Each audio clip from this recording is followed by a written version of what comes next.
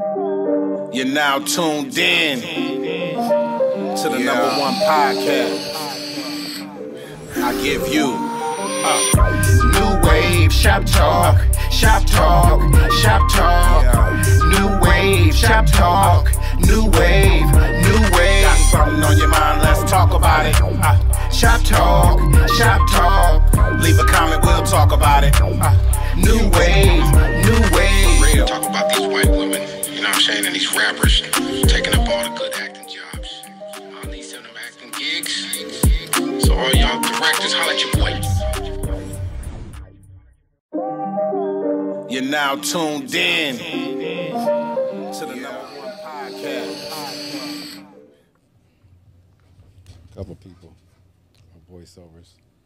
It's a good show. Yeah, the Boondocks is Where a can good I find it at? show. On what Is it streaming? Comedy Central? Yeah. Yeah, just go to Comedy Central and It's just Adult Swim. search it. Adult Swim. Okay, I'm gonna check it out. I think it's syndicated now. He said it's It pretty is. fun. Yeah, and John Witherspoon's on there too. Yeah. He was. God rest his soul. Yeah, you can actually watch on Superbox. You can probably Watch it on Superbox. Yes, you can. Go home and check it out. Check out a couple episodes. See if it's funny. definitely. Oh, it's funny. It's fun. And you're gonna learn some shit. Yeah. It's educational. Nah, it's niggercational. Right. Right. Exactly. You know what I'm saying? It's niggercational. You know what I'm saying? Yeah, but shit, me and S, you know, first of all, man, welcome, man. We just gonna get this shit popping, man. You know what I'm saying? Welcome, New Wave Shop Talk, man. This is episode motherfucking 82. You know what I'm saying? I am the host, Dina Boy Juice, and to my left we got, SD, Pasadena, Sean, it's all the same. you feel me? And to my right we got Swaggy D in the building. Swaggy D is in the motherfucking building. You know what I'm saying? So me and S, we was actually talking about, I know you was on the phone and shit, but we was talking about, like, when you see people in the streets, especially from another race, we ain't gonna just say white or Asian or whatever. Anybody. But when you see people and you walking past them, do you feel like you gotta like make them feel comfortable? You know what I'm saying? Yeah, I feel like you do. That's what I was saying. I feel like I gotta say something to be like, "Hey, how you doing?" Or, you know what I'm saying? If they got on something, "Oh man, I like them kicks." It's just something to break that ice, because other races already looking at the news and they like, "Oh, this nigga about to kill me." That's their whole thing. He about to kill me or rape me. Right. You know what I'm saying? Exactly. On the real, Especially if it's a different race. Definitely. They do be uncomfortable. Yeah, you feel me? I don't understand that shit.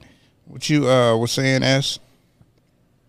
Well, you know, I was saying a number of different things, but, you know, I think sometimes it's very important to, you know, break the ice.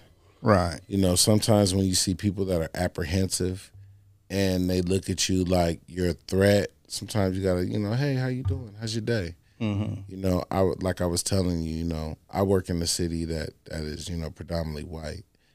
And, you know, they're accustomed to a certain way of living. And it means that there's not a lot of us around. And if they are, they're different. They're not like us. Right. I was out there today, and a lot of us are the homeless community. Yeah. You know what I'm saying? Yeah. In that area, the minority. Right. You know, but it's really people coming from other areas that aren't from there. They're from the surrounding areas, but they know that if they're there for a certain period of time, that they can get the help that they need. Because they know that there's those small pockets like this city that has a lot of money that makes shit happen for the people who really come from their city. Right. Yeah. Oh, okay. Yeah. Whew, that's a touchy subject, you know. It is. It's crazy. Homelessness in Los Angeles, it's a crime. It's a crime that America doesn't take care of their people like other countries do. It's sad that a person who works for, you know, X amount of years has to worry about a place to live. Mm-hmm. It's sad. Definitely, especially if you got military background, especially if you say you work for the city anything like that. Yeah. It should be programs set up where you would always have housing. If you didn't save your money or put your money into something or do something to invest in yourself or your family, you're fucked.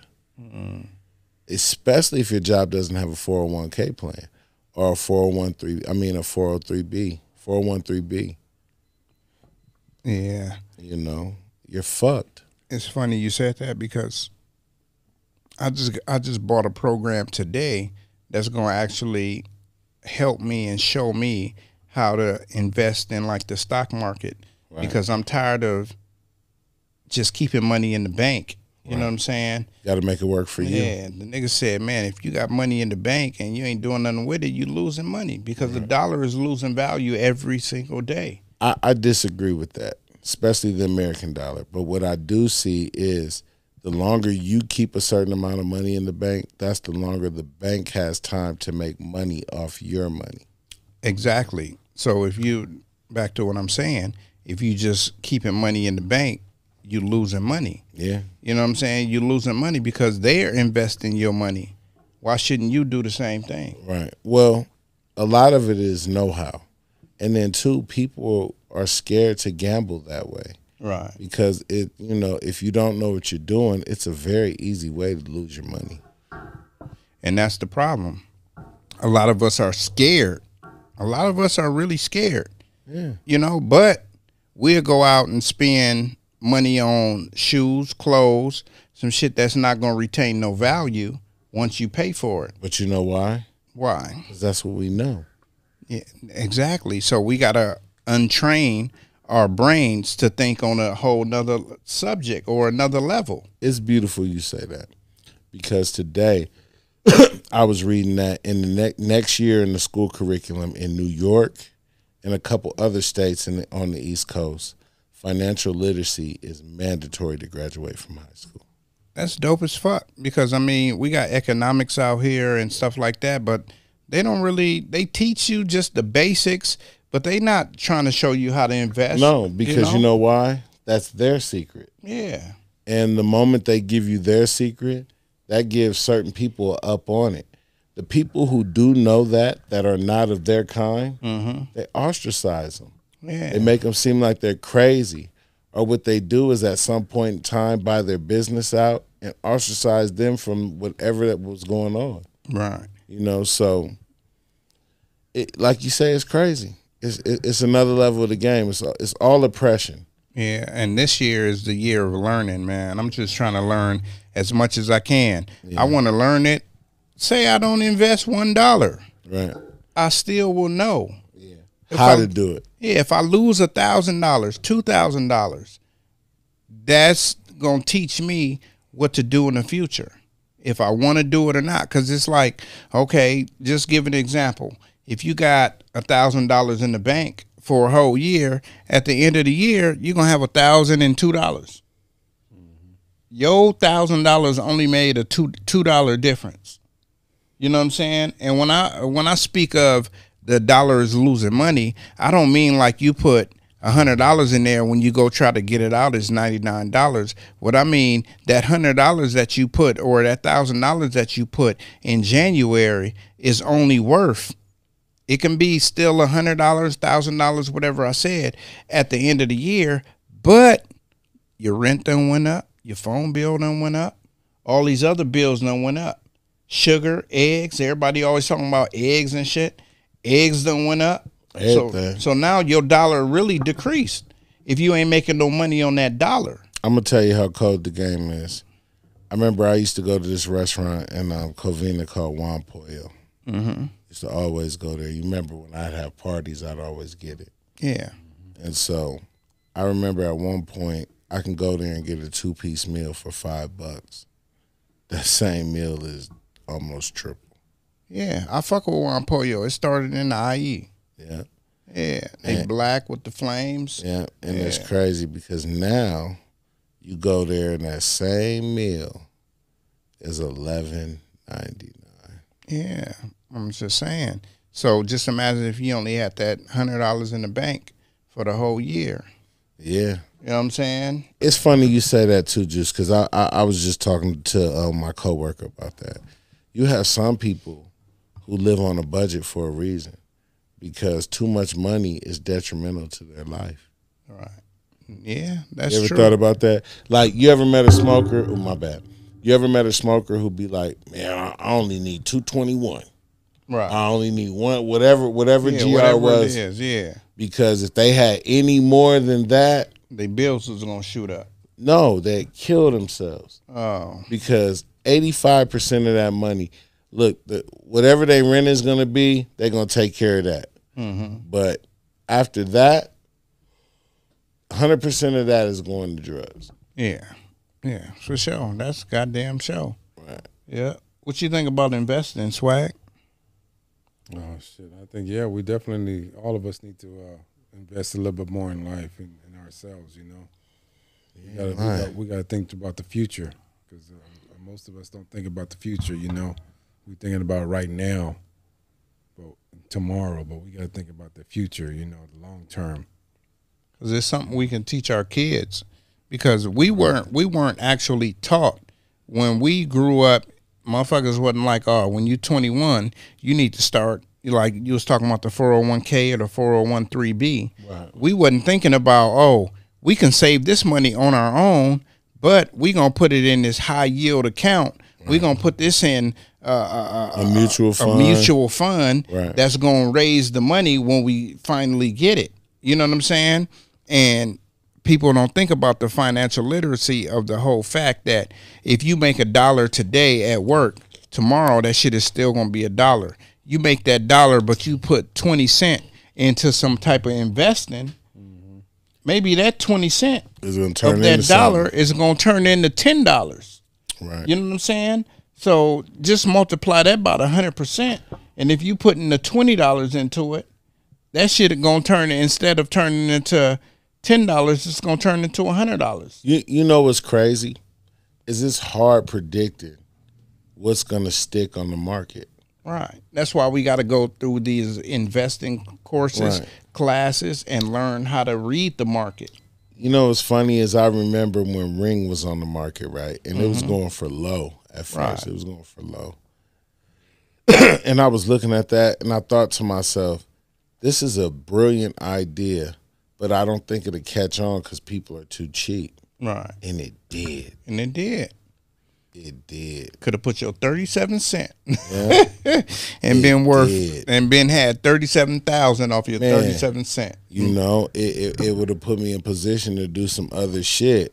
Yeah. But I realized that, you know, anything in life worth having, you got to fight for, and it's a gamble. It is. Because you don't know what the outcome is going to be, whether it's a woman, whether it's an investment, whatever it is. You know, whether it's a job. Yeah. Because jobs dry up at some point, and we see it with a lot of people. And it's funny. I see it with a lot of people. It's not too long ago, I was in an encampment, and I seen somebody I used to work with, and it was crazy. And they'd been there, you know, for years, because after they lost that job and it dried up, they didn't have to drive to go somewhere else. Right. Fuck me up, bro. Right. Like, you know, some people don't have that gear to just switch and do something else. Mm-hmm. Some people be stuck in that moment forever. Forever. Because they so used to it. Yeah. When you get used to something, you just like, you program kind of like a robot, you know, like GM, Ford Motors in Detroit. Yeah. Everybody left, and the computer start taking over. All that motherfucker do is whoop, whoop, whoop, and then the other one put this in, then the other one put that in. Right. And the person that used to do that, they like, oh man, I ain't got no job no more. They've been working there for 15 years. Their mind is not set to be like, okay, that shit over. Let me do this now. You know what I'm saying? I got you. But if you remember, before they put them robots in, they outsourced those jobs to South America and other places where they can get cheap labor and they can get away with it. True, but and then the robots came later on down the line because they claimed they wanted to be more efficient. Yeah, but still, that doesn't really go to the individual who's still stuck on having that same job and they don't know what else to do. You know what I'm saying? You got a lot of people that work the same job, same position for years, and they think that shit gonna last forever. And when it's over, they like, man, what can I do now? Well, that's what I say by switching gears. Yeah, you got to. You have to. At some point in life, you have to reinvent yourself. Yeah. Because whatever you're doing at some point, it dries up, and you have to do something else. Unless you're working like a city job, you're doing something political, you know, whatever it is that you're doing that's lucrative, you know. Yeah, yeah. But also those, you know, companies fold and shit, you know, shit happens. Yeah. Swaggy. City jobs is like, you know, they cool. They, you know, But same work as every day. But check this out. That's a hood nigga's dream. It is. Oh, man, it's funny you said that. I was telling somebody when I used to work for the city, I was like, nigga, we made it. Nigga, we made it. You know what I'm saying? But, you know, I probably said this before on the podcast, but after I got fired, it was like, nigga, sink or swim. Right. You know what I'm saying? And today, I'm making more money than I fucking made working for the city. Right. Now, they had a better health plan than I had. You know what I'm saying? But that's the only way they got me beat. Right. You know what I'm saying? But as far as like the luxuries of doing shit on your own time. And that's the fucked up part about it, because certain employers make you feel like you need me for these benefits for you and your kids, because now you got to go wait like the rest of these motherfuckers. You just don't get called in because you got this great health plan. Yeah. And that's the shit, like, even now, like, working for where I work, coming from where I came from, like, I had a great health plan. Right. And I could put my whole family on for a little bit of nothing. But now I'm getting taxed. Right. It's not even really worth it, but I got to do it because they mine. You know, and they need insurance so when they go. So, you know, and that's an important part of it. So, you know, you're right, though. Yeah. Swaggy, Right. what you listening? What you feel about that, Swag? That nigga's lost, man. He don't know nothing about zoom, zoom, zoom. I'm listening, but you guys, you know, I've talked to you guys about this many times, you know, investing in yourself and investing in being, it's about, yeah, I understand y'all got jobs and you got your job, but that ain't gonna get you no money. That ain't gonna get you where you want to be. The fastest way to be successful is to be an entrepreneur, work for yourself. That's true. You know what I mean? Working for a company, okay, you get little benefits, little health plan and all that, but that ain't it, bro. I disagree. And I've told you guys, I've asked y'all about investing in, you know, in different businesses and let's get another shop, but you guys don't follow suit. You know what I mean? Stop it. The fastest way to be successful is to open up a business and be an entrepreneur. Working for yourself. The last time I looked at it, okay, you renting just like we are. Okay, we can. I'm an entrepreneur. I'm a business owner. No, I understand what you're saying. You guys should be following suit. I understand everything you're saying. Yes. I understand everything you're saying. Right. But where you miss me at is any type of investment you wanted to do. I always told you I had it. Am I right or am I wrong? You want to do this? The only thing you talked about it, but you never really is that other spot that you wanted to pay the 20 racks for. They had the barbershop in Altadena. I was like, yeah, I don't think that's a good idea. That's the only one that I shot down. Yeah, not just the barbershop. You know what I mean? You do your clothing thing. I told you to, you know what I mean? I told you several times about getting you a spot, you know what I mean? So you can do your clothing, thing, you know what I mean? Open up a clothing store. You doing your shit right now. So why do it out of your house when you can do it out and open up a store and do your shit and do it the right way? I don't understand you don't want to pay that overhead, but you got to sacrifice, brother. You got to sacrifice. You got to pay that overhead because that's the only way you got to take that chance. It's a leap of faith. You got to go out there, take that chance, and do it. I understand that. And this year I do plan to get a spot. Definitely. So, yeah, I agree with that right there. Yeah, I agree with that. The only problem was last year, like, okay, I started in 2020, right? Yeah. So the more momentum is getting, that's when I'm like, okay, now I'm ready for a spot. But before that, I mean, if you getting like 1 or 2 orders every week, that shit ain't worth fucking paying a spot. So now the orders are like rolling and I'm steadily coming out with new shit. So now it's like, okay, yeah, I believe I can be able to do that. You know what I'm saying? But before, it was no way. I'd be paying rent just to be sitting there. You know what I'm saying? To me. Right. But like you said, when you take that chance, then now motherfuckers can walk into your building and be like, oh, you got this, you got that. You get impulse buys. You know what I'm saying? So, yeah, I agree with that. I definitely agree with that.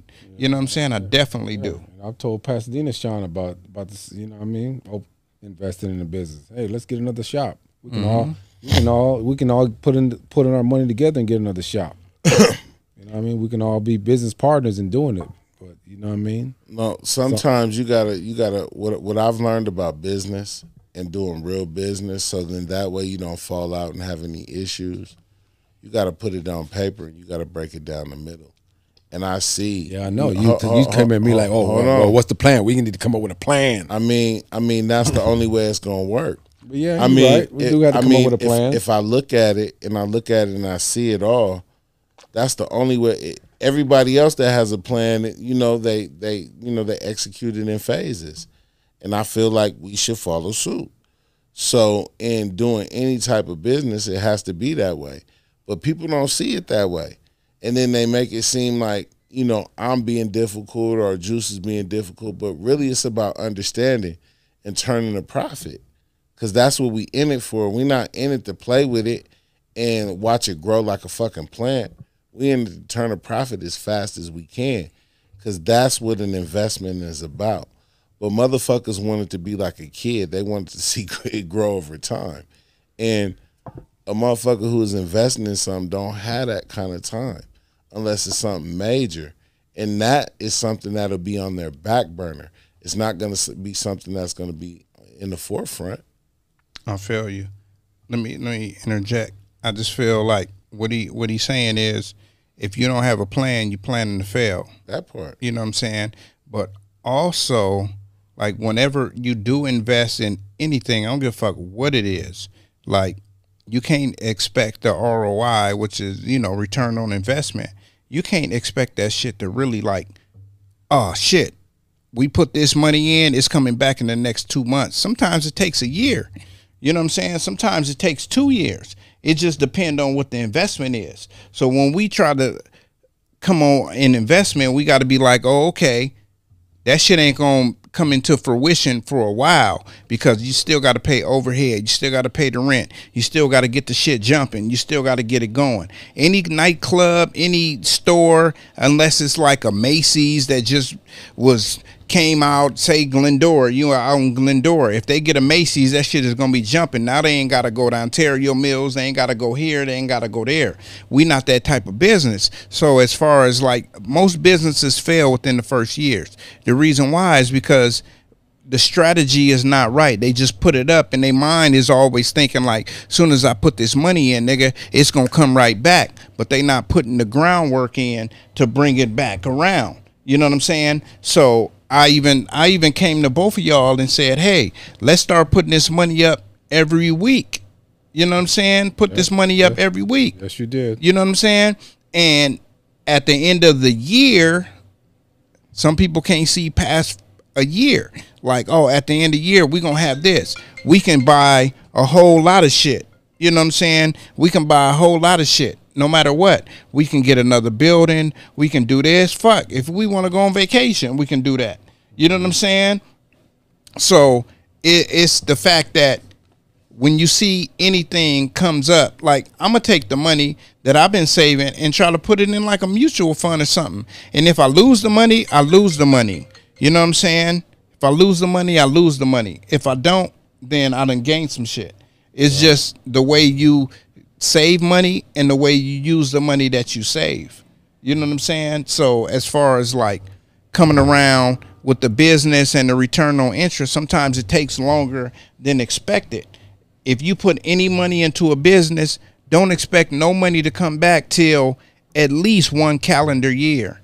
You know what I mean? We can't say, oh, we're going to put this $10,000 in a piece, and then within a month, I want my fucking $10,000 back. You know what I'm saying? Right. You know. Well,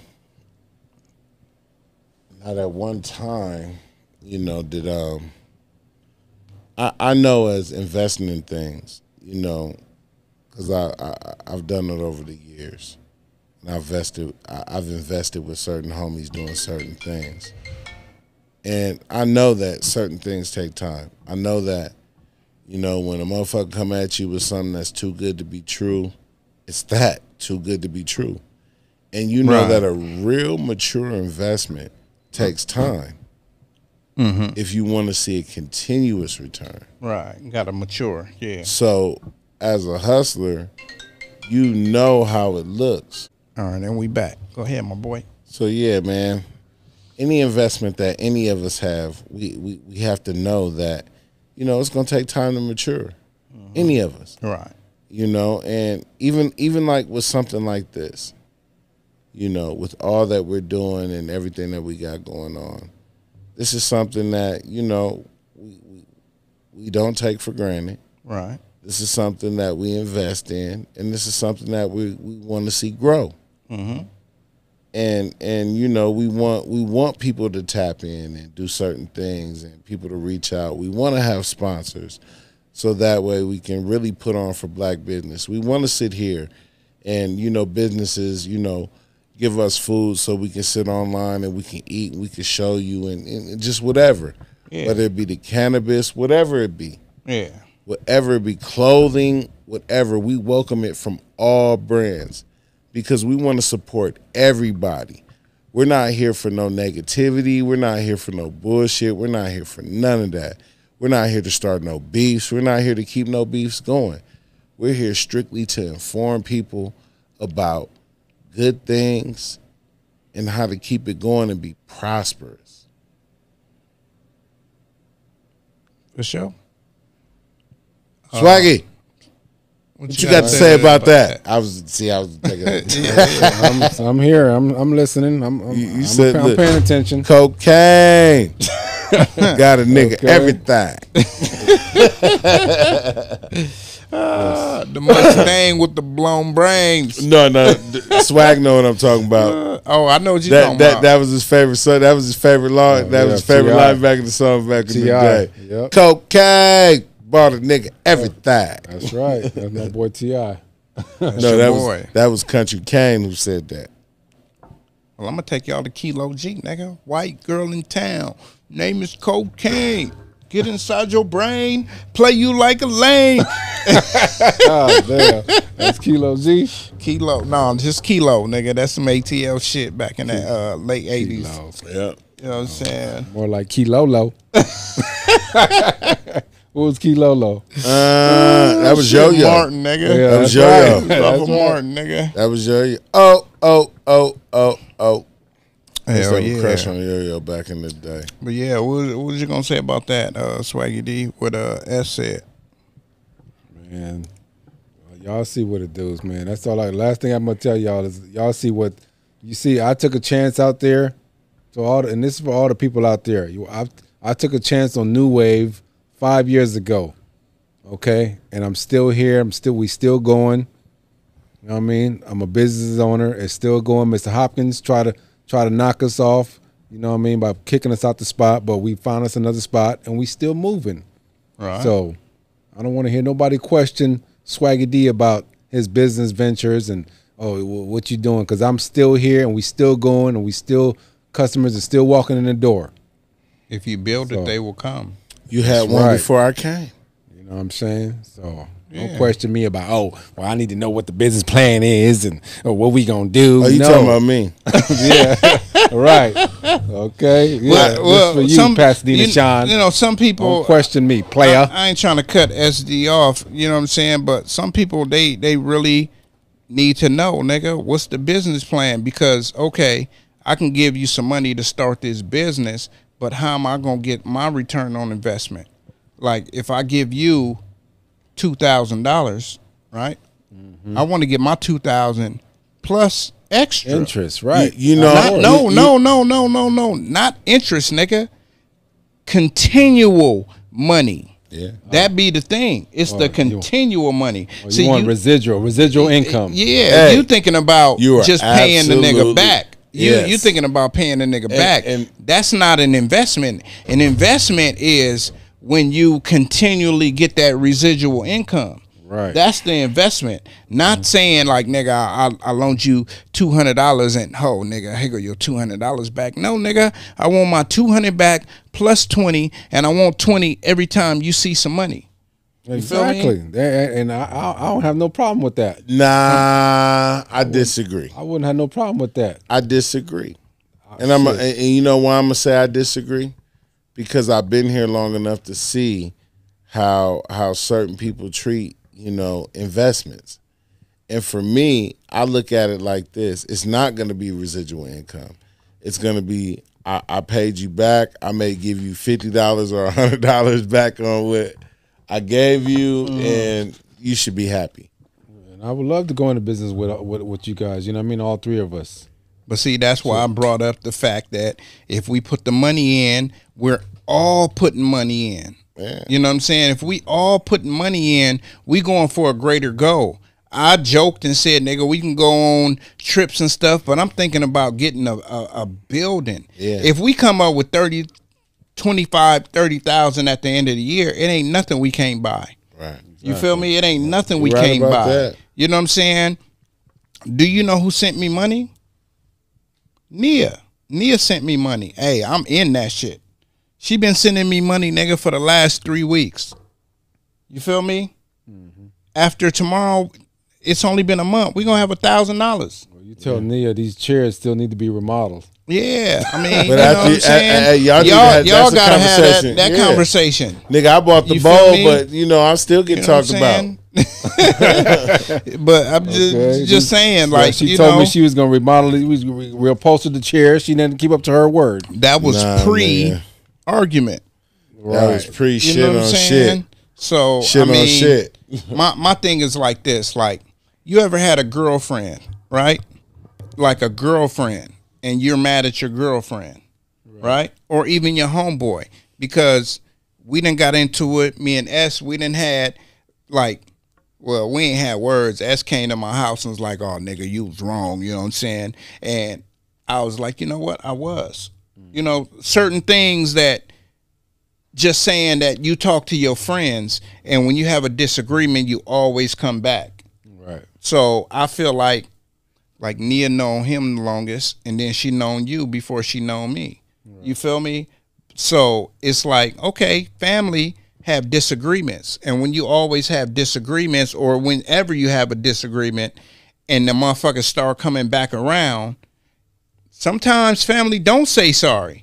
It's just like, oh, we gonna continue. Move on. We gonna continue where we left off. You know what I'm saying? And you just that gotta is some real you just gotta have those shit. Hey, maybe it need to be you that's gonna say, hey, these motherfuckers still need a poster. You know what I'm saying? Hey, like, I'm gonna give y'all a prime example. Y'all already know. Like, even with me, y'all already know. You know, I love him to death, but you know, he do me like that. But I get it. You know, and I get it. Like, it's a lot of tests that we have to go through still, you know, in order for him to understand that I'm really solid. Right. Because he's still young and he still see the world the way he see it. Right. And I can't have no problem with that. Yeah. And I just got to respect it because I've been there before. But it does. Man, it takes a toll on you sometimes. And we got to be the bigger person. Like, you know, Yeah. I had a talk with my son last night, right? So he in there about to play his game or whatever. I said, hold up, bro. Let me talk to you. You know what I'm saying? I'm like, you know, I try to treat you like a young adult. You know what I'm saying? But it's certain things that you're not doing and you don't see. Yeah, you're not but I privy do to. see it. You know what I'm saying? I see it. Like, you got friends. They may be your friends, but, nigga, you need to do X, Y, and Z before you go fuck with them. Right. Because obviously they ain't like, oh, nigga, you ain't do this, you ain't do that.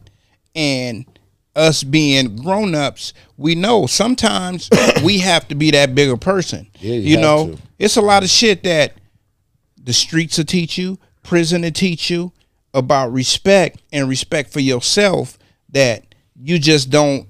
Like me, I try not to stress out. Do you feel like you should learn those things on your own and you shouldn't be forced to learn them? Sometimes, okay, I had to learn them on my own, but I felt like I needed to have a parent, a friend, an older friend, you know what I'm saying, to let me know like, hey, you know, this is what's going to happen. But it's funny you said that, because maybe when you was 12, 13, 14, your parents told you some shit and you was just like, yeah, whatever. It went in one ear and out the other. So when you 18, 19, 20, 25, you ain't thinking about the shit they said 10, 12 years ago. You thinking about the shit right now. And then when you get 30, 35, 40, you're looking at it like, damn, those motherfuckers was right. Yeah. It start coming back. It do. You know what I mean? And a lot of those good lessons, they stick to you like good meals. Yeah, they do. They stick to you.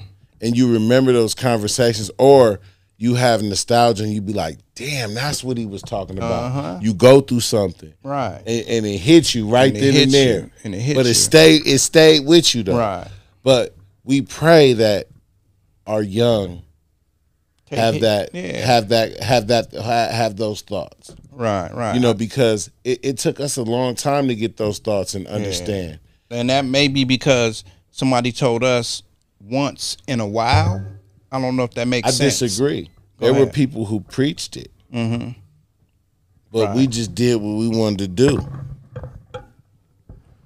Yeah, I just feel like sometimes, we get people that tell us something that one or two times, and then we just like, oh, yeah, whatever. You know what I'm saying? And when they tell us that shit, we just like, yeah, whatever, nigga.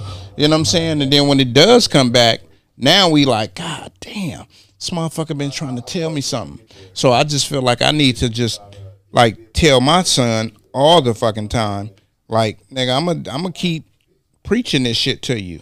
You know what I'm saying? I'm going to keep preaching this shit to you. Why? Because one day it's going to sink in. And when it sink in, he going to be like, you know what? Bam. But you know what that's called? Planting the seed. Yeah, for sure. And let's be honest. To grow fertile crop, you got to do it over and over and over again for the process and the roots to get strong enough to keep on, you know, producing, you know, good crop. Yeah, exactly. So it's something that you do over and over again. And I realize with us, like, let me give you an example with our kids. We get a lot of people give up quick nowadays. Right. Because I just can't deal with him. Yeah. But you got to understand, it's like looking in the mirror. It's like looking in the mirror. He did the same shit you did. Right. They did the same shit you did. Now you can't handle it. Yeah. That's why I told my son, like, nigga, I did the same shit you did. They dug in their nose, You know dug what in I'm their saying? belly button, and dug in their ass and told you to smell it. Yeah. We all done the same shit. Yeah. At least once, because we're boys. Yeah. There's certain things that boys are gonna do that we've been doing our whole fucking life. Man. And kids do now, and now they just can't deal with it. Right. You think that's a different era? I think patience has a lot to do with it. Patience of us, of them. Parents. Some parents don't have the patience to deal with kids. Well, okay. You agree? I do agree with some people. That's what I'm saying. Some people, not everybody. I think those people are the ones that feel like, and I've been guilty of this. Feel like I'm too busy to sit there the 2 or 3 minutes, but I lay in the bed for 2 hours and not do shit. Right. You know what I'm saying? 30 of the minutes could have been sitting there talking to my son or my daughter or anybody about whatever it is that I feel like they need to learn. Right. You know what I'm saying? So I think like I'm going to become more accountable about talking to the kids about grown-up shit. I agree. You know what I'm saying? I do that a lot. Like with my kids, I try to tap in every day. The ones who fuck with me. Right. You know, but I try to tap in every day. And I try to at least, you know, just see how your day's going. Anything I could do to help. Is there anything that you're going through that you need to talk about? And I just try to be open with my boys. Right. Especially with my boys. Like my daughter, it's funny, you know, I was telling her the other day, like she understands me. So there's nothing that me and my daughter can't go through that we can't come out of, if you can understand what I'm saying. Yeah, I understand. You know, just like you and your daughter. There's not nothing y'all can't go through that y'all can't come out of. Right. Even you, Swag. You know? But with some of the others, it's different because they're emotional and they're wired a little bit different. And kids always feel like you showing another kid favoritism. Oh my God! Like, nigga, I'm not showing them favoritism. No, I'm here. We Them fucking with motherfuckers them. is actually replying to the shit that I'm telling you. Also, telling y'all all the same shit because they want it too. Yeah, they want it too. You know, and that goes back to, like, for us, it was like playing sports. Yeah, we gravitated to certain coaches because they were like us and they understood. And it wasn't that they were doing more for us. It was just that they understood that we needed them at that moment. And we understood where they plight was coming from because we felt like it's looking in the older mirror, if that makes any sense. You know what I'm saying? Yeah, man. So, I don't know, man. This is just some regular conversation, man. We ain't even gotten to one fucking topic. You know what I'm saying? Let's get into it. You got anything to end on that, Swaggy? Or we gonna get into some shit? Let's get into it. Swaggy ain't tuned in, man. He watching the game and on his phone. Swaggy definitely tuned in. Yeah, my daughter went off on me the other day. I was we was in the car and I was taking her to school in the morning and we got into a little argument. And yeah, she went off on me, and because I said something about her mom, and she went off on me like, "Don't say anything about my mom. You cheated on my mom. Don't ever talk about my mom because you're not there for me. You don't do anything for me."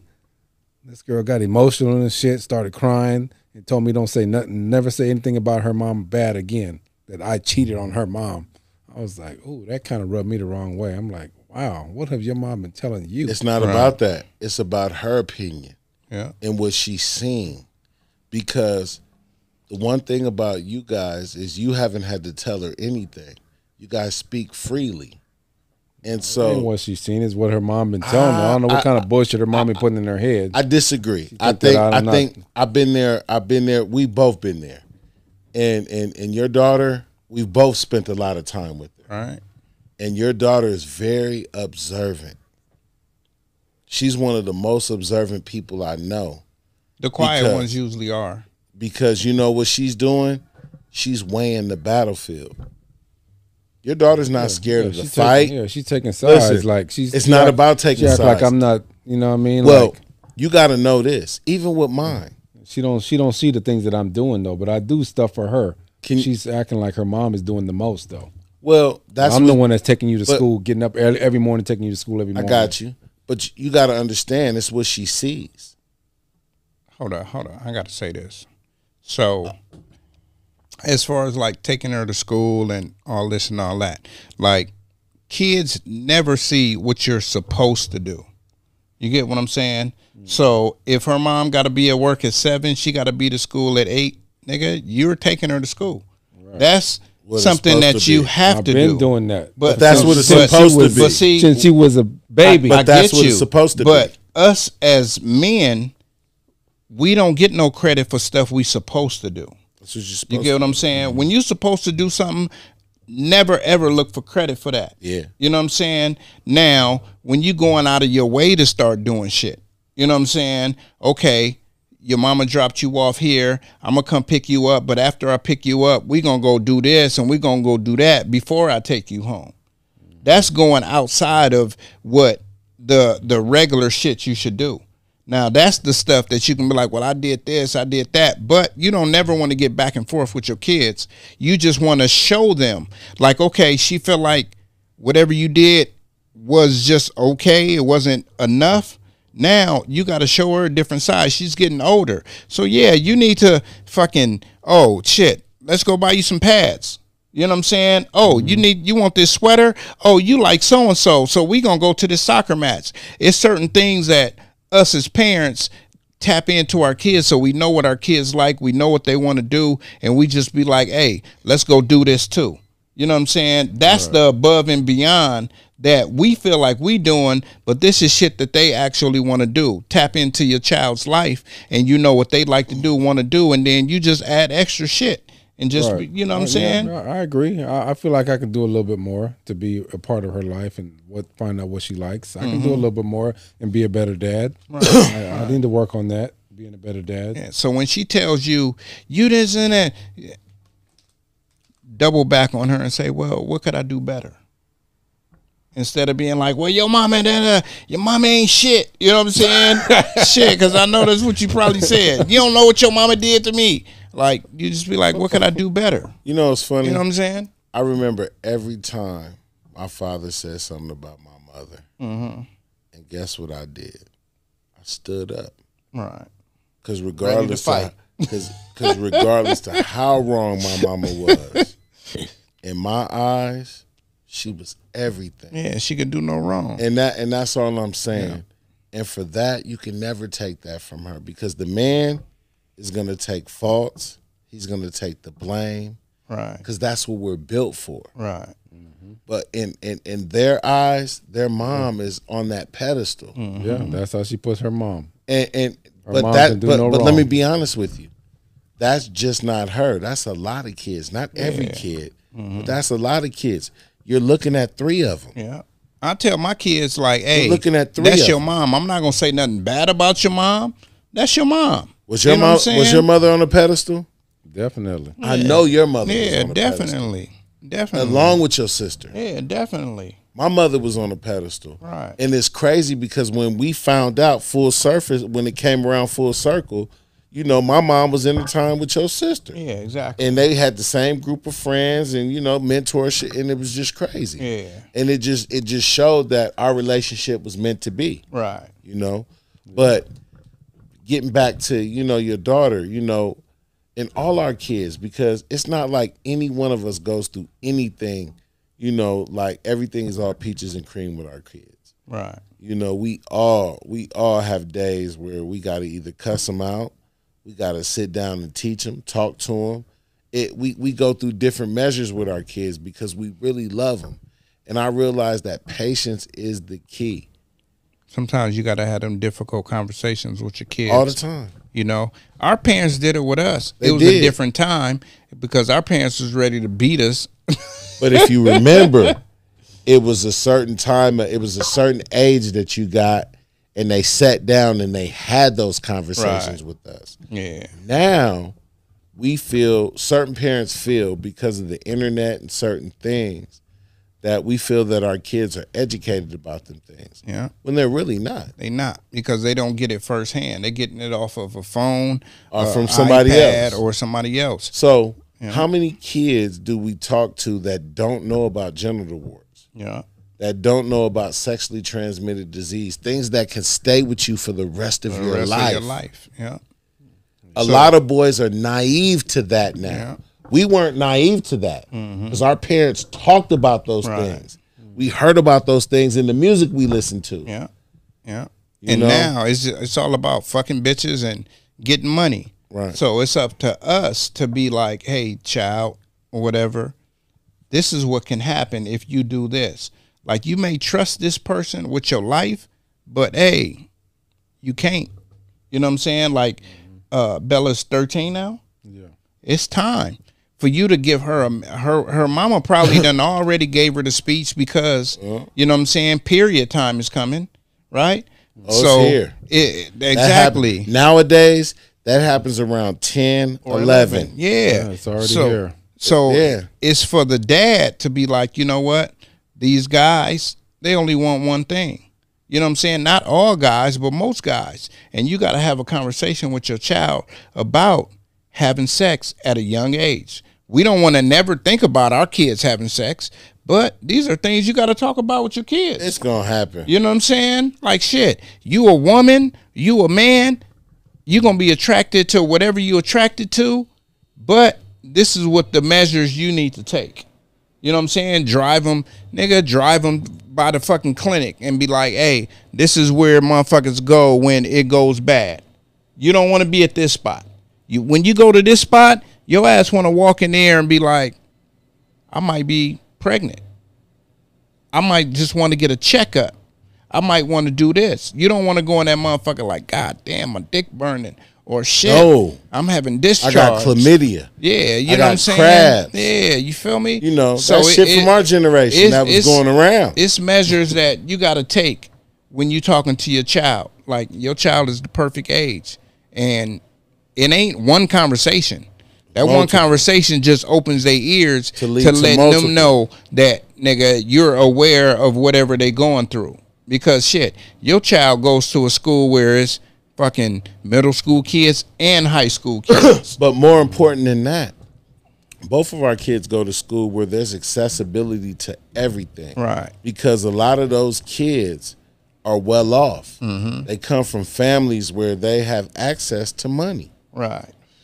They can do basically, like, when I went to Marshall, you know, why I love Marshall is because every day, if I didn't have no money, I knew that there was somebody there that was going to buy me lunch or look out for me every day. Right. And it's still like that to this day because you have kids there that are naive. Yeah. And you have kids that will buy your friendship because they can. Right. And they see your swag and they see and they want to belong to that. Yeah. Same as when you went to HS. Right. There was people who, because you played basketball, gravitated to you. That may not have necessarily been what you were into, but they still gravitated to you because you were doing something that was above everybody else. Right. That's true. That's true. So, swag, you know, you got to take that, you know, don't take it with a grain of salt. You know what I'm saying? Like, we on this motherfucker, not just to teach ourselves, but to teach y'all as the viewers. Yeah. You know what I'm saying? That, you know, when you talking to your kids, you can't talk to your kids as friends. You could talk to your kids as friends 6 days out of a week, but on that 7th day, you got to speak to them motherfuckers as a parent. Like, hey, this is what it is. But on these parents, these kids nowadays, they disrespectful. They talk back. Well, see, back in our days, that goes to their parents. We couldn't talk back. But you know what? We get a backhand quick. I've learned that nowadays you can't touch your kids. Don't let it be your child. Listen, I've learned it's not what you say; it's how you say it. Yeah. And with some people, you got to figure out who they are first before you say something to them, because every word that comes out your mouth is not going to reach everybody. You got to figure out how to tap into you. Right. What I say to you is not going to necessarily resonate with you, Swag. Yeah. Just like what you say to me is not going to resonate with him. Right. You know what I'm saying? So the kids is the same way. It's the same way. Yeah. You gotta listen to them first. Right. You gotta listen to them, and then from that, you gotta go from an empathetic standpoint. Right. I've realized that it starts with a lot of apologizing on our end, because if we look at it, like, since we talk about kids, right. Pop, he been mad at me. Right. And he's mad at me because he feels like things are changing at a rapid rate. He's got a brother, you know, whole bunch of other little kids is there, and, you know, it's just changing to him at a rapid rate. Yeah, he feels like you spend more time with them than you do in him. But that's not true. I get the same shit too. But listen, I get the same shit. Oh, you hanging out with Layla? You don't want to hang out with me. But I listen, get the same shit. But you got to realize though, it's different. If Pop lived down the street, he would be here every day. Right. Exactly. You see what I'm saying? He would be here every day. There was nothing he would miss. But the fact that he lives in another state and there's nothing I could do about it. Because you got work and you got to provide. There's nothing I could do about it. So there's going to be some times that you're going to have to realize that I'm going to fall short. Yeah. And I don't mean to, but it's just going to happen. Oh, your mom chose to move to Arizona. So. But whatever she chose to do, it's still that's at the end never of the day, on the child. It's never on him. Child ain't got no money. We still got to figure it out because he's not supposed to get caught up in the mix. Right. If you understand. Yeah. But there are times where we fall short as human beings. Yeah. And I understand that. But there was a time I remember where my dad fell short. Right. And now I understand what he was going through. I was going to say that earlier, but yeah, for sure. So I just have to realize that with kids, we're not going to, there's sometimes we're going to disappoint them. Do we mean to disappoint them? No. But what we have to do is like basketball players. We have to reevaluate for the next game or the next day, and we got to adjust some things, and we got to make it happen because those are the most important people in our lives. Yeah. And we cannot have them coming up confused and wondering about what it could have been as opposed to what it is. Right. You understand that? Obviously, yeah, I understand. I completely understand what he's saying. Yeah. So, you know, we got to fight for the love of our kids on a daily basis. Yeah. My daughter, damn near, she'll be 21 this year. Right. She's still my baby. Yeah. How old's your baby? She's 22. still your baby. Yeah. You see what I'm saying? So for that's never gonna change for me. I'm still gonna feel apprehensive when you go out. I'm still gonna feel some type of way because you're my baby, and I'm never. And I do respect the fact that you're grown and you're doing what you're doing. Mm-hmm. I do respect that, but there's a small part of me that still wants to protect you. Yeah. Because I've been doing that my whole life. Yeah. Yeah. So I think in turn, Swag, like the conversations that you have in the morning or whenever you pick your daughter up and take her to school, pick her up, whatever it is, like those conversations, we're not going to say they need to be fucking Malcolm X type speeches. No. You know what I'm saying? They need to be sincere. But yeah, they need to be heartfelt, sincere. Shit like that. And let her know, you know, where you coming from also. But it shouldn't be from an arrogant place. Yeah, definitely. It should be from a place of love to let her know that innocent. Look, you're human, and that is that is the perfect thing because she is. Yeah. She's still a little girl. Yeah. And not only in the physical form, at heart. Right. Exactly. What was we talking about before? We were saying I don't know. No. You know, that's my heart. This is some funny shit. When we were saying, you know, about Cuda. Oh yeah, right? yeah. Like still innocent. Yeah. And this nigga's a dirtbag. Yeah. Right? Yeah. So you remember that? So just think of your child, like you the innocent, she the innocent one, and we the dirtbags. Do you ever look at your baby girl and look at her? She's still innocent. Like how she came in here the other day and how she approached you. I got you. All right, so I gotta piss. How she approached you. She was so innocent how she did that. Because you know what? Regardless to anything, she love you. She love you regardless, bro. She don't give a fuck about what people say or anything. She love you regardless. Yeah. And for she does love me. And for that, you always got to know that, you know, man, for that, you got to keep that in pocket. Even with my youngins, man, I got to keep that shit in pocket. With Pop, when he called me and he was like, I feel some type of way or I'm frustrated or this, I had to listen to him. I had to hear him out because I really love him. He is the one that is most like me. He is the one that I feel like is going to carry on my legacy. He is the one who has been with me from the inception. All of them have been with me, but not like him. You know? And so for him, there's a different expectation. The same way that expectation was laid on mama. You know, and but if you look at it, she fought that expectation for years. But now she's living up to it because she realizes that at some point, anything worth having, you got to fight for. Yeah, you're right about that. Man. Yeah, but it's a different type of love, though. They're not going to have the same love for you that they love for their mama. And they're not supposed to.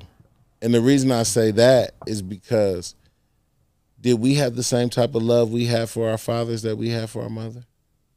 No, because for most of us, our fathers weren't in our lives, so our mothers was the ones taking care of us. So yeah, right. We don't have that type of love because our fathers weren't really there. But for our kids, it's different.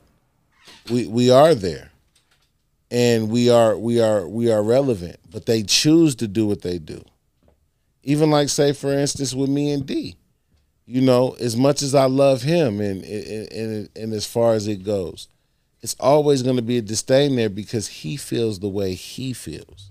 Mm-hmm. And there's nothing that I can do about that. Nothing. Yeah.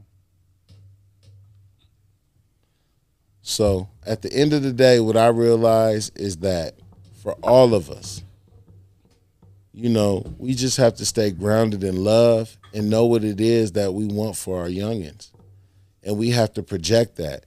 We have to mix with what I've learned now is we have to mix with our discipline with what they want to do, and then that way they get a better understanding.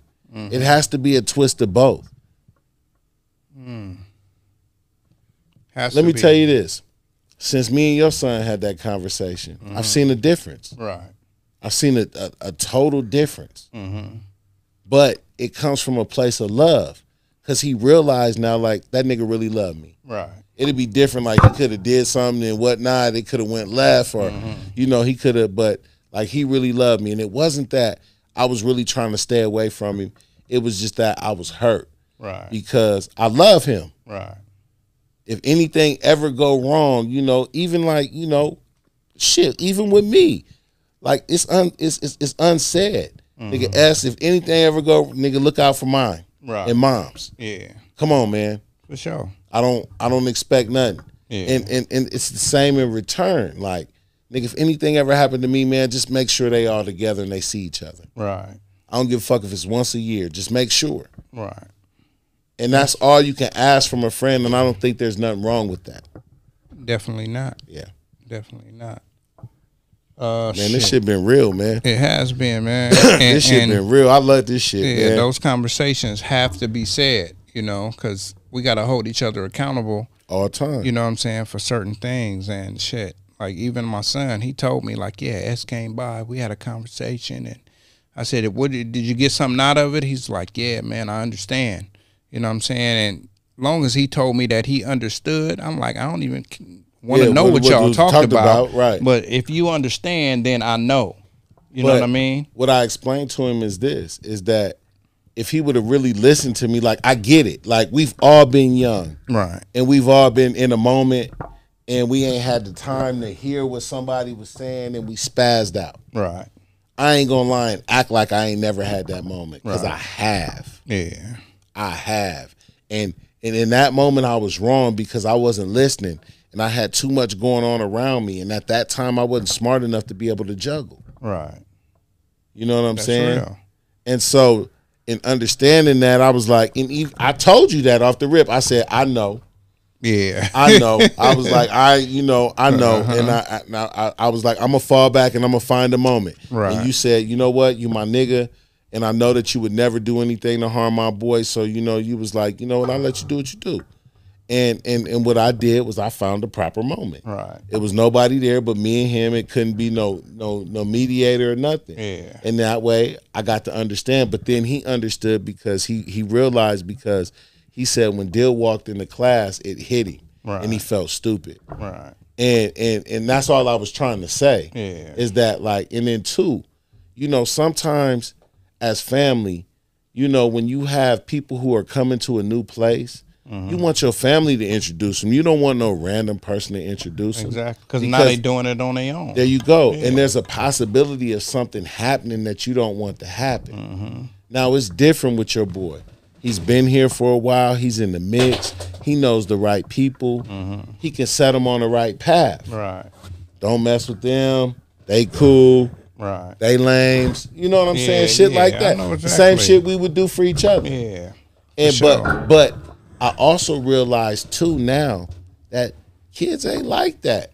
Because me and you fuck around, that don't mean that our kids are gonna fuck around. Exactly. And I get that. And they might not fuck around until they both get of older. age. Yeah. There you go. You know what I'm saying? Yep. Because they gonna be like, you know what, this is the foundation. Right. You know what I'm saying? I know that motherfucker know me, they know them, you know what I'm saying? That's why I was telling Swag, I think I told you too, like, I don't know if I'm gonna do it when school is over, but I'm gonna gather all the kids up, take them to a baseball game. You remember how we did it? Yeah. On the train. And we're gonna do all that. Like, we're gonna all be together, and it's just gonna be some dope shit. You know what I'm saying? Because I feel like we need that. You know, maybe I'll just get the spot and we'll go out to Arizona. I mean, not Arizona, but Utah, like I went. Right. You know what I'm saying? And do it like that. Now y'all motherfuckers can't get away. Yeah. And now y'all stuck here for days. You know what I'm saying? Y'all can be on your phones, do what y'all doing, but during the day, this is what we gonna be doing. Today, we on boats and jet skis. Tomorrow, we on ATVs. Right. You know what I'm saying? And then Sunday, we gonna chill at the beach. Right. You know what I'm saying? We gonna get all that in. You know what I mean? Because I feel like that's what I was accustomed to as a child growing up. I think we do need to take the boys to a game. We just need to surprise them. Everybody going. It ain't no. I got something to do. Yeah. Come on, we finna get on the train. Let's meet here. Yeah. These are the tickets. We come together and we just purchase them, or I give you the money and we agree upon what we gonna do, and we just grab them and we get them tickets quick. Because I'm not gonna lie to you. My son still has that shirt from us, you know. Yeah. And he'll never forget that memory. Yeah, exactly. Being so on that's the why I was like, train I and want to just wait like- till Hassan here Yeah. so we can like all go. So the people that went that time, they still have the memories of that. And the ones that didn't go, they like, you know what, this shit is dope. Yeah. It's way better than watching the game on TV. Yeah. You know what I'm saying? And it moves faster now. Yeah, it moves faster. They got pitch counts and all that. But shit, man, we've been going and going and going. We gonna run these motherfuckers through real quick. You know what I'm saying? So Anthony Edwards, man, after Bullshit. after Bullshit. How many niggas that threw chairs, man, and didn't mean? Look, it'd be different. Like I looked Let at me get it out. I'm sorry. So after Minnesota lost that last game to Denver, you know what I'm saying? They got put out the playoffs. Anthony Edwards twirled a chair around, and I looked at the video, man. It brushed up against a nigga. It was like barely hit a nigga, and the police charged this nigga with assault. You know what I'm saying? You know what's sad about that, man? Is like, you know what happened? He probably was like, and then seeing this nigga there, I'm like, oh shit. And then pulled it back and it accidentally grazed him. Now that's an opportunity for some motherfucker to get some money. Yeah, exactly. You seen that? I didn't see it. That was the dumbest shit in the world. This happened in the game? No, after the game was over, and then they walking down the way to the locker room, he picked up a chair, a little small chair, you know, foldable, picked it up and just twirled around like, I can't believe we lost. Because he had a good game. You know what I'm saying? So he like, man, his frustration was really off of his teammates. You know what I'm saying? Right. And he got charged with assault. Anthony Edwards, you know what I'm saying? That's unfortunate. You got to control your temper, man. Nigga! Emotions. Listen, basketball is built on emotion. Yeah. Every one of us. Listen, I played with you like 3 years ago, Swag, and you was emotional on the court. Yeah, because he was like 1 of 17. He was emotional. So how you gonna listen? In the heat of something, especially with something that has something on the line like that, and you're invested. You're like you're really invested. That's a natural reaction. How many times have we seen a person kick over in football? They kick over the cooler and beat the cooler up. Yeah, but they ain't. I mean, you know, fans or people are not involved. That's the difference. Like, it's other people around. But there's been times where a motherfucker like a player or a coach has been around and, you know, the coolers hit them. Right. You seen that before? Yeah. Like, you know, some shit like that. Yeah, but you said it, player or coach. Now, I'm going to tell you, if that was security that got hit by the water, they'd probably be like, hey, I need some money off of this. You know what I'm saying? Right. Especially if they, you know, we all worked event staff at the Rose Bowl. Right. If you doing the event staff and fucking a ball hits you, Kyler Murray come up through and throw a football at the goddamn water shit and ice hit you in the eye, it may only hurt for 5 minutes, but now you want 500,000. You want something. You know what I'm saying? Because this nigga's worth I need to change my life money. Yeah, you feel me? So yeah, we gonna that's cool. You know what I'm saying? I'm gonna skip that one. We're gonna come back to that one. Shaq Barrett, you know, that plays for Shaquille Barrett, that plays for Tampa Bay.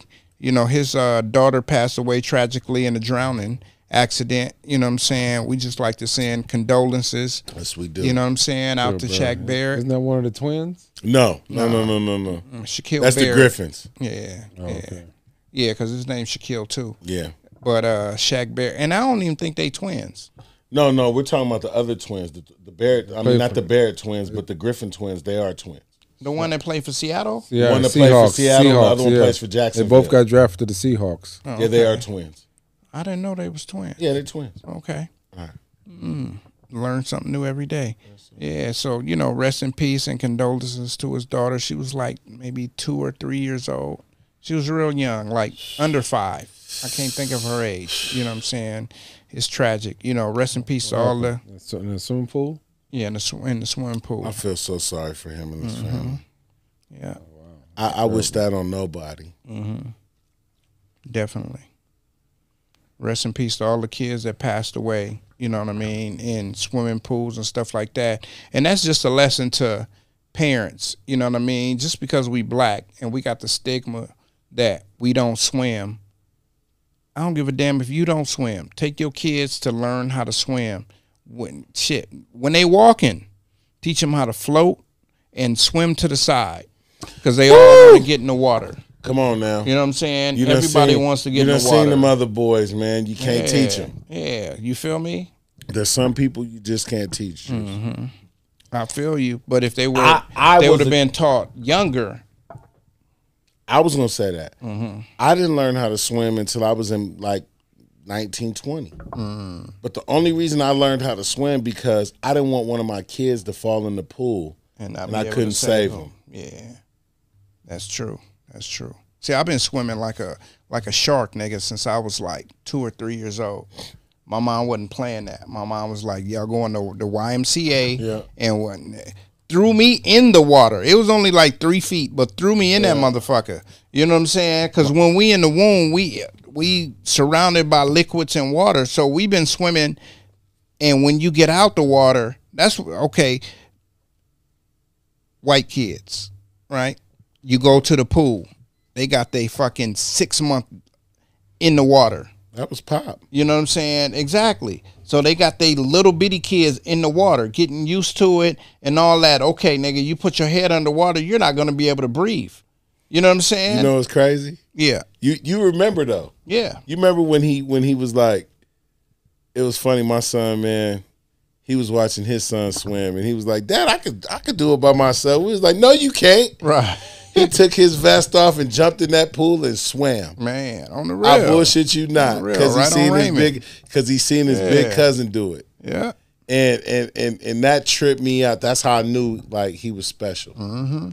He seen his big cousin do it. He's like, yeah, my big cousin did. I'm doing it too. Yeah, for sure. And we know Bella can swim. She's you know a what fish I'm saying? though. Yeah. She got that bloom blood in her. Yeah, but she been swimming since she was real young. Yeah. You know what I'm saying? And parents out there, they need to teach their kids to swim. Who gives a fuck if you the one that's scared of water? These kids want to get in water. Yeah. You know what I'm saying? No disrespect to Shaq Barrett or nothing like that, but his child was probably super young and he was, you know, apprehensive or whatever. He probably wasn't even there. But just to say, like, we all got to teach our kids. That's how I learned how to swim. You know, I used to see my sisters and brothers jumping in the. Well, we was jumping in the river when we was younger. We didn't have no swimming pool. We had a river right behind our house. And they used to jump in the river, and I was scared. I was scared of the water. You know. Right. Shit. One day, my sister pushed me up in there, and shit. Nigga, I had to figure it out. I had to learn on my own. She like, just paddle, just swing your arm, just, you know. My son had this vest. Not a no wild shit. He had this vest forever. And I remember like for half the summer we had that vest on him. That motherfucker took it off on his own. Just one day, just popped that motherfucker off. Man. I could do it. Yeah. And jumped in the pool. Yeah. We just got to teach him, man. Yeah. So let's see, man. We're gonna jump back up to Pras, you know, Pras of the Fugees. You know what I'm saying? Federal informant. Yeah, federal informant. But he also, you know, facing 22 years because he was found guilty of conspiracy and taking bribes. You know what I'm saying? Hey man, you know what? When you play a dirty game, man, you're bound to get caught, man. And you was playing both sides, so you know, a black man. It's fucked up, but you know, you get the worst fate. Definitely do. Get the worst fate. And now you got a possibility of 20 years. Now your name is tarnished. Look, they're gonna ruin you. And when you get out, you ain't gonna be able to do shit. Because in 20 years, who's going to be wanting to see the Fugees? Nobody, but nobody ain't gonna want to see him because he's a federal informant. Yeah. Even you know what's funny about that? For years. I was gonna say this. Even John Forte, even after he did all he did, motherfuckers still want to see him when he put on. You know why? Because at least he took his bid like a man. He didn't tell on nobody. Nothing. He did it like a man. Yeah. But once this shit comes out and you can actually prove that this happened, he's fucked, bro. The problem gonna be is when they start saying like who this nigga told on. Yeah. That's gonna be the problem. Yeah. You know, we like, oh, 6ix9ine snitch and all this. He got a but this nigga was sneakily being an informant. That's the worst kind because you don't know. Like that's just to say like the times I went to jail, I can't tell you who told on me. Right. You know what I'm saying? I wasn't doing shit so much in the open.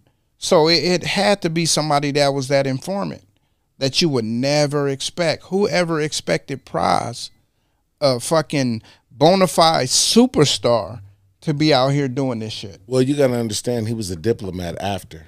Yeah. And you know, he probably told on Wyclef, nigga. No, he probably told on John Forte. Shit, yeah. He probably told on him. He probably, because, you know, they was linked to Jimmy Henchman, too. Right. So, you know, that went bad. Yeah, went bad. Because they was all Haitian. Up. Yeah.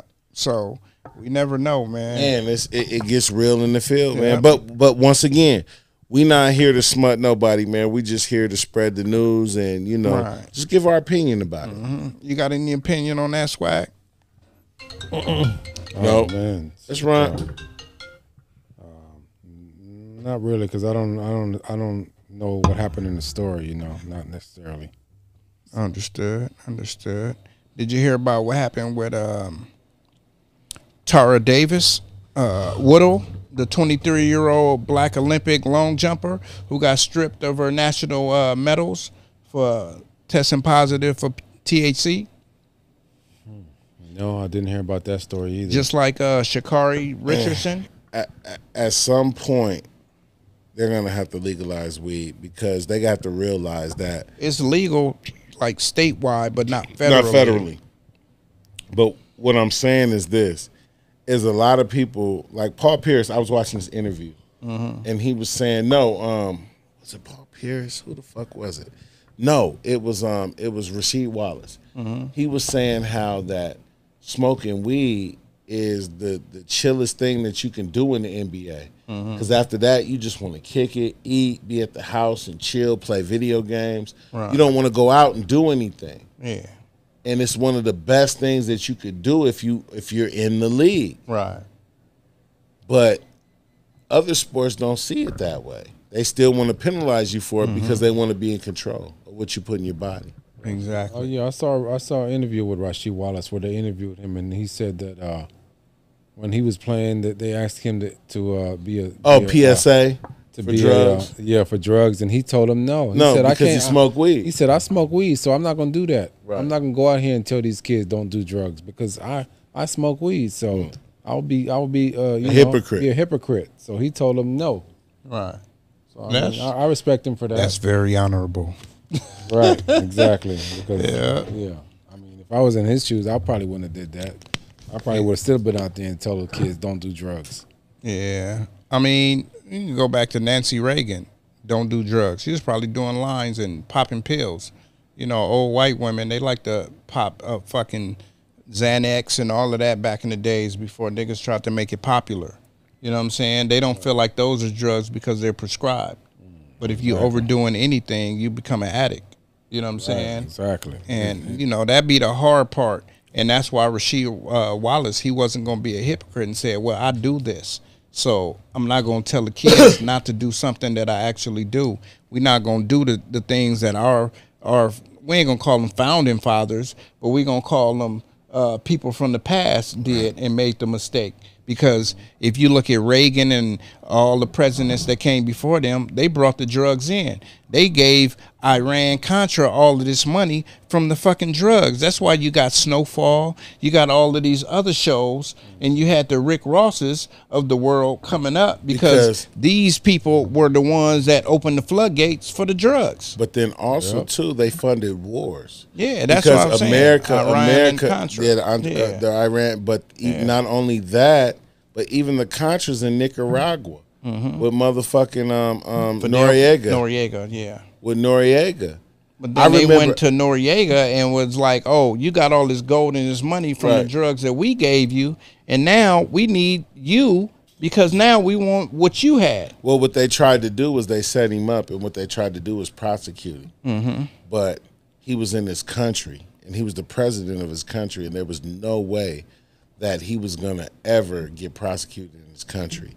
And then another thing that was crazy is that a lot of that money that he was using, he took care of his people. Definitely.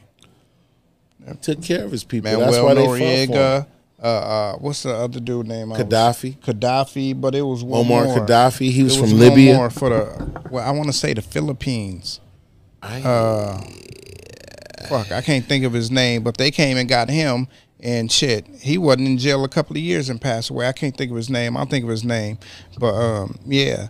Anyway, man, you know, drugs are bad, okay? Yeah. You know what I'm saying? But hey, man. They try to make it seem like weed. This is the weed conversation. They try to make it seem like weed is a healer.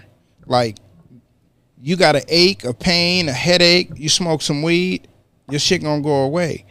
It's a lot of medicinal purposes that go along with weed, which these not congregations, but these organizations they don't see. You know, Olympics, football, and other sports. And it's like you said, it's a chill drug. It slows you down. That's what people think. It slows you down. You can do it in the NFL now, right? NFL, you can do it now, you can smoke right? weed now.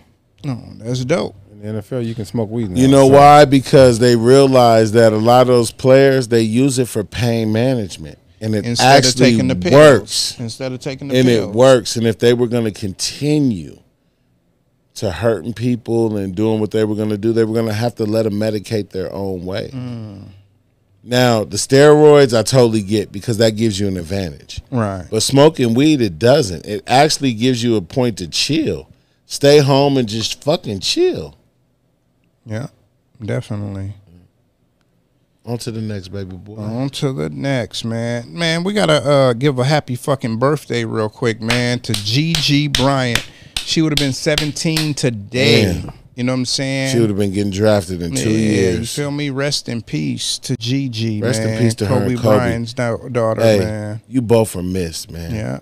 I mean, Kobe, I'm not going to lie to you, man. I miss you. Yeah. I knew what you meant to our franchise. I knew how you motivated us. I knew how you energized us. Yeah. I knew at some point you were going to take over the reins and be a part of this shit. I know that you gave Rob Pelinka his insight, and that was the reason he was able to do what he was doing for the first couple of years when you were living. Right. But my God, man, you are truly, truly, truly, you and your daughter are truly, truly missed because we think about the possibilities. Yeah. And another thing is, like, Kobe didn't even just help the Lakers.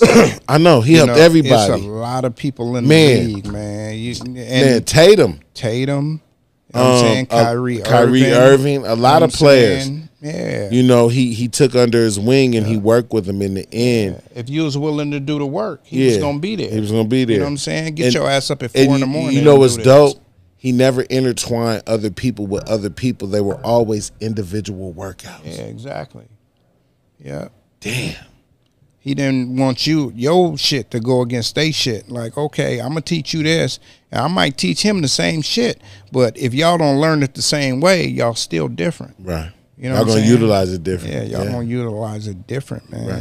You know what I'm saying? Let's get into a little sports real quick. You know what I'm saying? Man. Shit, on Friday, man, the Lakers pulled it off, man. They closed it out, man. They closed it out against the Memphis Grizzlies, man. The camera's on Swag because he hate to see that. Yeah, it's all good, man. You know what I'm saying? What about them Clippers? Hey, they ain't there. They nowhere but everywhere. Hey, but also, I got man, my job back. for OT, man, we gotta shout out the Knicks, man. Mm-hmm. You know what I'm saying? We gotta shout out the Knicks, man. Making you it know they past doing the their first thing, round. yeah. They lost the first game, but hey, you know what I'm saying? Shout out to the Knicks. You feel me? OT. Oh, I like OT. He's a good dude, but he needs to pick one state to be the sports team. Like, come on, you all over the place, man. How you can't like the Knicks in New York, then like the Cleveland Browns. He gonna tell you he like the underdogs. Like, come on, bro. He like the underdogs. Pick one state and stick with that team. I don't like. That's what I don't like about fans. Like, you can't be all over the place. You can't like the Dallas Cowboys and be a Laker fan. Like, I'm sorry. Sorry. That's just my opinion. Is there a reason why? And is there a reason why? I commented on this post, and people have been hitting me up about it on Instagram. When Lil Wayne talking about he's a Green Bay Packer fan, and I commented on the post. I was like, bro, you from New Orleans. How you ain't gonna be a Saints fan when you from New Orleans? And fans have been constantly in my inbox about it in the post talking about, oh, you can be whatever team you want to be. It don't matter where you from. You can though. You can though. You need to represent that state that you live Swag. in. If you from Louisiana, represent the states. Swag. You used to like New Orleans. New Orleans Saints. You used to like New Orleans. I do like New Orleans, but I ain't gonna support them as a fan. But that's your undercover team? No, it's not. Cut it out. Your undercover team from the undercover brother. You and Alton, that's your undercover team. Okay. So they was we already established like Swag is like Richard Pryor, nigga. I'm with whoever winning. No, he sucked. No, it's not. No, he it's not. sucked. It's because no. Yes, I admit I was a Laker fan at one point, but I'm a Clipper fan. But I stuck with the team in L.A. Hey, let's run through this shit. What I mean? I feel you, man. I feel you. Yeah. We don't want to hear you drag, man. Oh man, hold up 1 second, real quick. You got a whistle too? What's that, Met Gala? Oh yeah. Oh yeah, the Met Gala, man. Yeah, the Met Gala's going on tonight. I'm mad that I wouldn't get where's my invitation at the Met Gala? Man. You probably did want to wear some weird ass shit. Mm-hmm. I ain't going. Shit, I ain't going to the Met Gala. I would have wore a tutu or Guess something. what I'm gonna do? I'm gonna drop the microphone and I'm gonna walk out this motherfucker. Oh shit, man. Oh, the real the Met Gala. I mean, it was one rapper, man. They had on like a regular outfit, and he was white. It was what's my boy Tyler Hero boy? Jack Harlow. Jack Harlow had on a regular outfit, but he had on a regular outfit. Now, as far as like Rihanna and A$AP Rocky, weird. Both had on like dresses and shit. How the hell is that scrub invited to the Met Gala? Because he's everywhere. Jack Harlow's everywhere. He's the man. He got hits, but he got hits. What hits? He ain't got one hit that I like. First class. Man. Trash. I heard that. Paperwork party. Trash. The nursery rhymes. If you don't get out of here. I heard that. Paperwork party. I heard that. Met Gala is supposed to be like for A-list celebrities, hey man, not no B-list I'm finna do a celebrities. Swag, you keep talking, I'm walking out. Whatever. Don't try to rush me now, because y'all been over there doing all the damn talking, so don't try to rush me now when I want to get some words across. I'm just messing with you, man. Damn, y'all took over half the damn podcast. I got to do this just to get your attention. Shit. All right, let's go, Swag. Go ahead. Go ahead. Yeah, y'all been talking the whole damn time. I'm sitting over here chilling. Go ahead, Swag. Go ahead. I'll do all the talking. Yeah, Jack Harlow is trash. How the hell he get invited to the Met Gala? He's the man. You should have invited Swaggy D to the Met Gala. Shit. You know what I mean? I got more swag than that fool. He's the man. Them nursery ass rhymes. Yeah, I go. How the song go? First class. No, he had another one before that. What was that smash hit? That whack ass his first hit that he came out with. What that bullshit he got on? I mean, it was that shit is I don't trash. even remember. Yeah, that shit's garbage, man. Get out of here. I even went on his Instagram page and told him that shit was trash. So I'm waiting on your response, Jack Harlow. Come holler at your boy. Fuck you. Because I will tell you when your shit's garbage. Nursery first class. Whack ass beats. I can go home and make a beat like that. He didn't make the beat. And when a girlfriend, and it'll be my ex-friend. He didn't make the beat. He just rapped over the beat. Oh, Well, whoever did it is trash. Hey, man. The beat is trash. The rhymes is trash. You know what I mean? Like, come on, be creative. You know what I'm saying? I like artists that are creative. Shit, You don't like that nigga? I'd rather listen to fucking Lil Nas X than listen to your shit. I bet you would. At least Lil Nas X is creative with his shit. I bet you would. You know what I'm saying?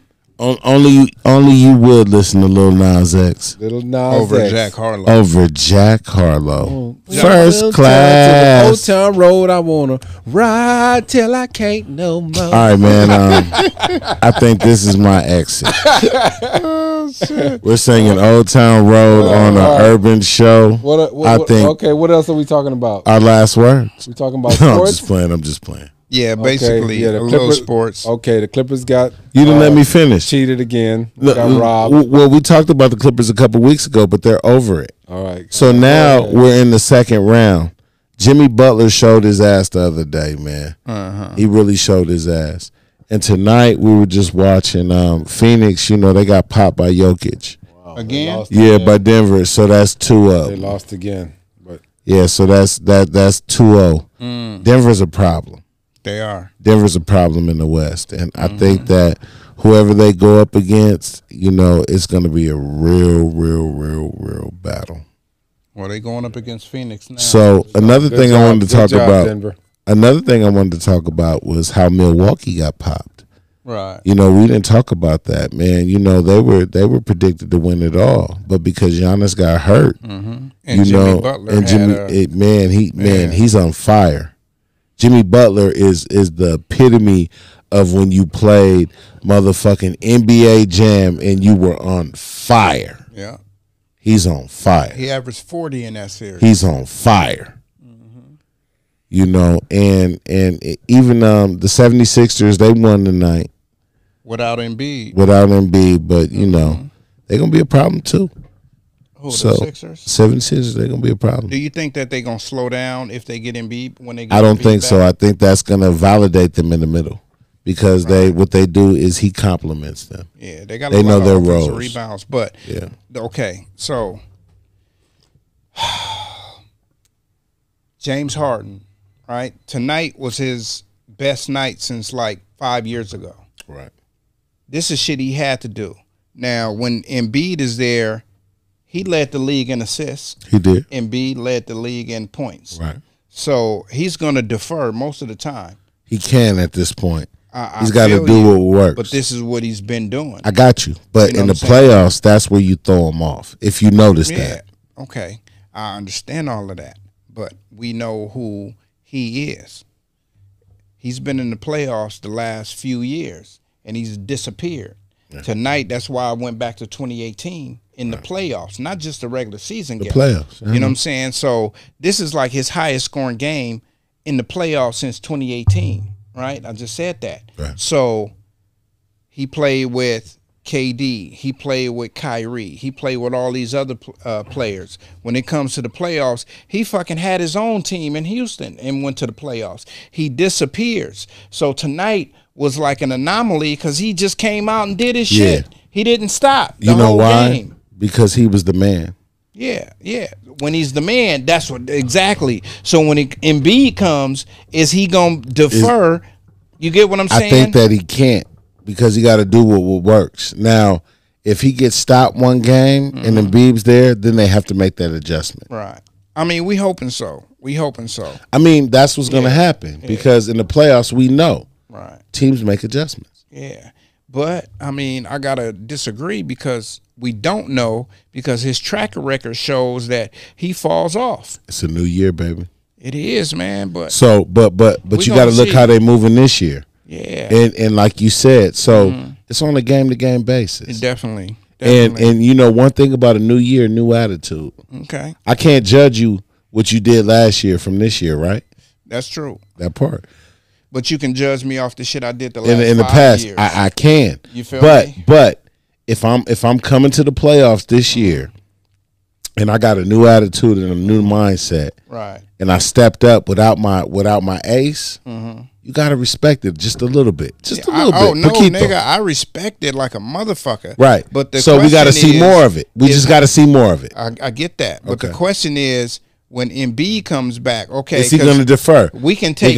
We can take the first series. The first series they played, it was a cakewalk. They played Brooklyn, right? Right. So it was a cakewalk. We gotta so wait and he see. didn't have to do that much. We gotta wait and see. Yeah, we gotta wait and see. So Harden, man, I want them to beat Boston. I do. Shit, I really do. Don't think I'm going against. I'm not. I want them to beat Boston. I want them to beat I want Boston. them to pop Don't y'all out there be like, oh, this nigga don't want Harden to be great. I want him to be great and beat the fuck out of Boston. You know what I'm saying? Swaggy told me earlier, oh, I thought you would want Boston to win. You a front runner. I'm not a front runner. The Lakers been shit at the bottom, nigga. We won a championship in 2020. You guys are all front runners. Yes, you are. You, Pasadena, Sean, y'all all go root for the favorite teams. How? Can I ask you a question? I root for underdogs. When you met me, was I a Laker fan? Yes, you're a Laker fan. When I met you, was I a Laker fan? Yes, 30 years ago, when I met you, was I a Laker fan? Yes. So what I'm supposed to be now? Motherfucker. I'm just saying, you guys are. I root for my team. My team is actually in position right now, so that's all I can root for. It's my team. My boy Meech made me a Laker fan. I was a fucking Jordan fan. I turned into a fucking Washington Wizards fan, nigga, because Jordan went over there. When Jordan left the league, niggas like, what you gonna do now? It was a wrap. What you gonna do now? You might as well come to the Lakers. Hey, man. Shit. Not to get off sports, but the NFL draft went on this weekend, man. I can't grade them because I don't know who did what and what did who. Just grade your team. We just grade your team, and just know that, man. The beautiful thing about sports is what, Juice? It's always next year. Goddamn right. Goddamn right. And so, Was he here on Thursday for the NFL draft? Yeah, he was here. Nigga. Oh, okay. Yeah, he was here. Yeah, that's so, why man, I told him, nigga, next grade your team. Yeah. Right. Hey, man. This show is brought to you by Famously Broke, man. You see, we got the broken promises. You feel me? Man, some new shit right now. Swag, where you shirt at with yourself on? And I thought you was gonna have you be finger fucking yourself. Oh. No, I ain't wear it today. Swaggy got the shirt. I got on my business outfit. He got too many hate comments. I had to go handle some business today. So I wanted some pants like that, but then I seen you wear them, and I was like, it's a wrap. I had to go to the courthouse. I bought some pants like that. I had to go. But you wore it different, man. You had some, some gators with them, and you sending bitches and shit. That nigga right there, man, looked like When I'm handling business, I like to dress the part. He looked like one of the niggas in the office on Basic Instinct. I had to go to the courthouse today. I had to go to Highway Patrol, Pasadena Police. You know what I mean? I'm trying to expunge some stuff that's on my record. So you got to dress the part when you're going to go see important people. Where's New Wave Barbershop? New Wave Barbershop is where it need to be in Pasadena. Okay, where the grass is greener. On Lake Street, 1290 North Lake. Unit one. No, you didn't take the alley oop. I'm sorry. They don't need to know the address and all that. If they just look it up, Google it. You'll find it. We ain't putting out address out there. Did you change the address on Google? We're not going to change it. Okay? Wait. Yes, I changed the address. Okay. So just Google it up and you'll find it. Okay? NUWAVE. We don't need to put the addresses on there. Barbershop. Like that. Famously Broke. Also brought to you by NUAVE. Pasadena Shine. Right. Album on all platforms. Go ahead. NUWAVE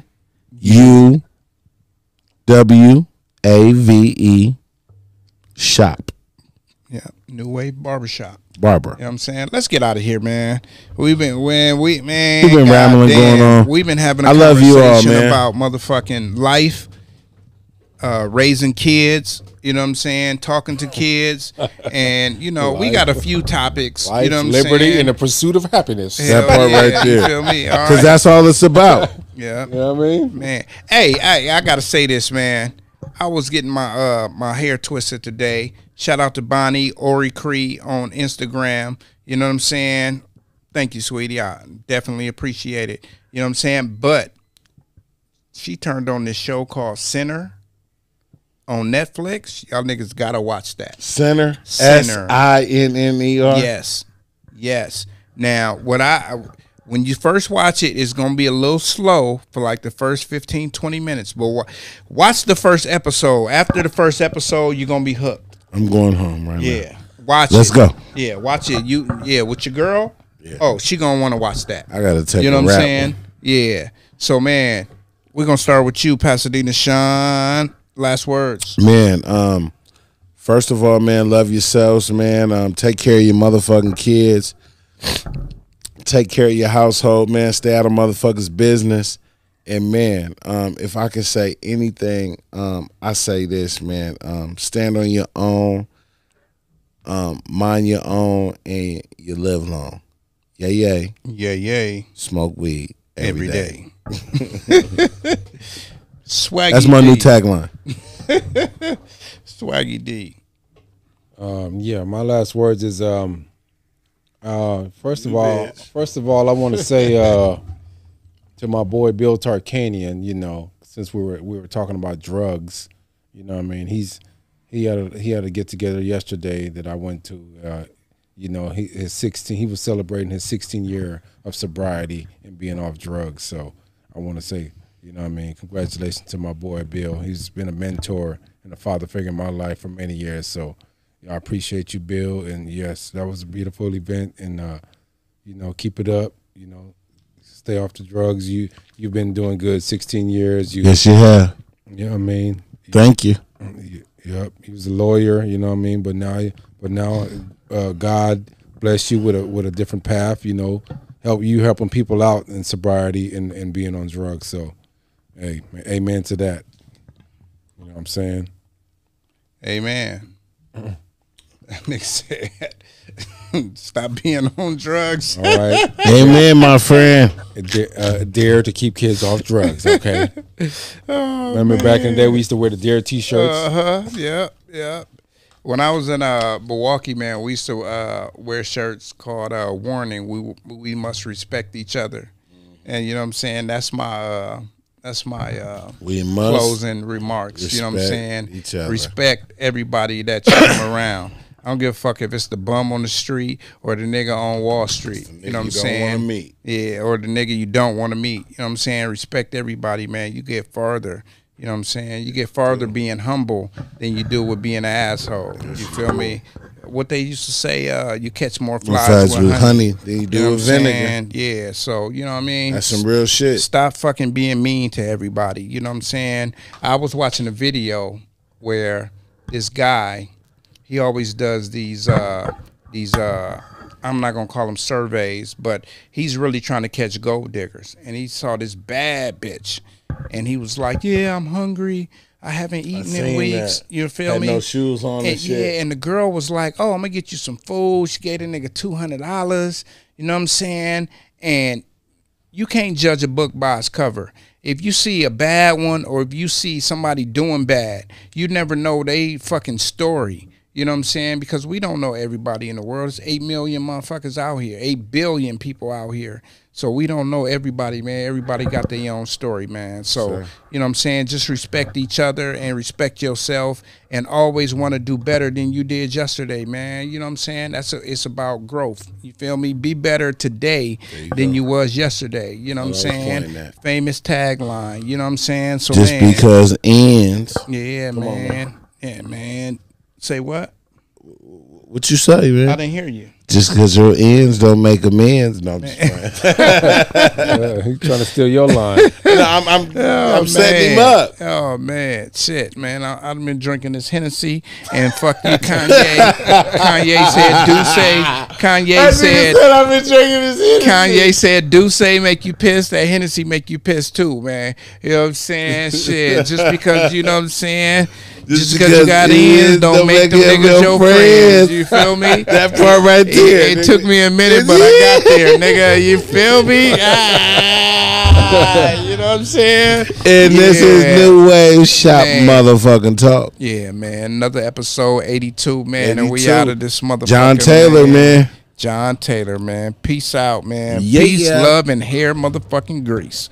You feel me? You're now tuned in to the #1 podcast. I give you New Wave Shop Talk, Shop Talk, Shop Talk. New Wave Shop Talk, New Wave, New Wave. Got something on your mind? Let's talk about it. Shop Talk, Shop Talk. Leave a comment, we'll talk about it. New wave, new wave. Real talk about these white women, you know what I'm saying, and these rappers taking up all the good acting jobs. I need some of them acting gigs. So all y'all directors, holla at your boy.